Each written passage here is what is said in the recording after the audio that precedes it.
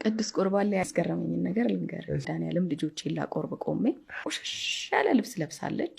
ታሻ አስራ ደንብ የሚያስከብሩትን ኮፍያ አድርጋለች። እግሯ በጣም ስንጥቅጥቅ ብሏል። በእጇ በጣም የቆሸሸ ፌስታል ይዛለች። ገባች።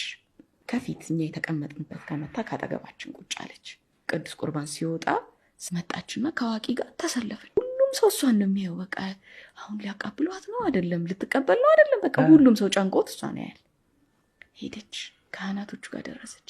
ጥያቄ እንኳን አልጠየቋትም። ሲያቆርቧት ነው ጥያቄ እንኳን አልጠየቋትም። ምን ልልህ ነው? ቤተ ክርስቲያን የምትፈልገው የሰውየውን መምጣትና መቀበል ነው። ቅዱስ ቁርባን ትልቅ ክብር የሚያስፈልገው ነገር ነው። ቅዱስ ቁርባን ማለት ዘላለማዊ ሕይወትን የምናገኝበት መንገድ ነው አይደለም?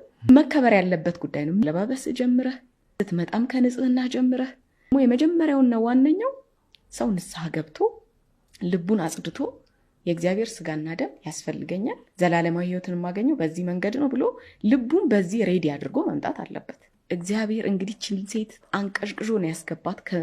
አገባቧ ራሱ ልክ መሀል ቅዳሴ ላይ ነው እየሮጠች ነው የገባችው። ቁጭ አለች።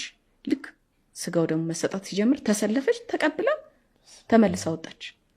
አሁን እችን ሴት እግዚአብሔር እንግዲህ ሊጠብቃት ያሰበው መንገድ አለ ወይ? ውጪ ሊያጋጥማት የነበረ አደጋ ሊኖር ይችላል። ከዛ እየከለላት ነው።